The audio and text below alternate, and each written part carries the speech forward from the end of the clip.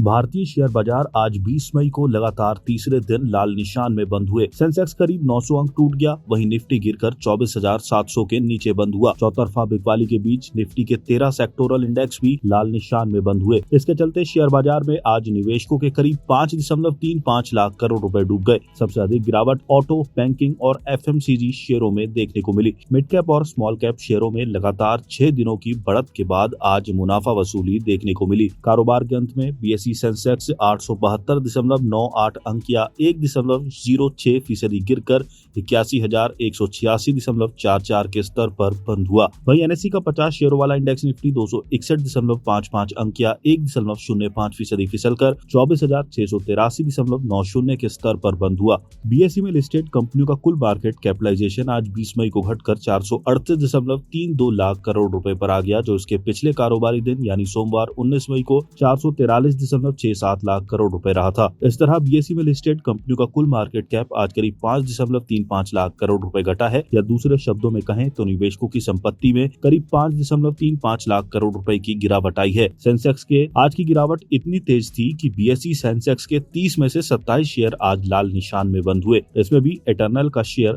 4.24% की गिरावट के साथ टॉप लूजर्स रहा। वहीं Maruti Suzuki, UltraTech cement, Nestle India और पावर ग्रिड के शेयरों में 1.92% से लेकर 2.76% तक की गिरावट देखी गई। वहीं सेंसेक्स के सिर्फ 3 शेयर ही आज हरे निशान में यानी कि बढ़त के साथ बंद हुए।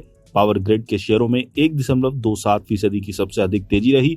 इसके अलावा इन्फोसिस और ITC के शेयर क्रमांश 0.23% और 0.07% की बढ़त के साथ बंद हुए। 21 मई को कैसी रह सकती है बाजार की चाल? अमेरिका और भारत के बीच संभावित ट्रेड डील को लेकर जागी उम्मीदें कमजोर पड़ रही हैं। खासकर चीन और ब्रिटेन द्वारा वॉशिंगटन के साथ सफलतापूर्वक समझौते किए जाने के बाद निवेशक आज भारत अमेरिका ट्रेड डील पर स्पष्टता चाहते हैं। मार्केट एक्सपर्ट्स का कहना है कि जब तक ट्रेड डील को लेकर स्पष्टता नहीं आ जाती, घरेलू बाजार सीमित दायरे में ही घूमता रह सकता है। एक्सपर्ट्स का कहना है कि अमेरिका वर्तमान में भारत सहित कई देशों के साथ टैरिफ पर बातचीत कर रहा है। जब तक हमें उन वार्ताओं के नतीजों पर स्पष्टता नहीं मिल जाती, तब तक बाजार सीमित दायरे में रहने की संभावना है। ब्लूमबर्ग की एक रिपोर्ट के अनुसार भारत 3 चरणों में अमेरिका के साथ व्यापार समझौते पर चर्चा कर रहा है और जुलाई से पहले दोनों देशों के एक अंतरिम समझौते पर पहुंचने की उम्मीद है। जियोजीत इन्वेस्टमेंट के VK विजय कुमार का कहना है कि निकट भविष्य में बाजार कंसोलिडेशन के फेज में जा सकता है। हाई वैल्यूएशन के कारण तेजी सीमित रहेगी तथा संस्थागत निवेशकों की बिकवाली बढ़ेगी।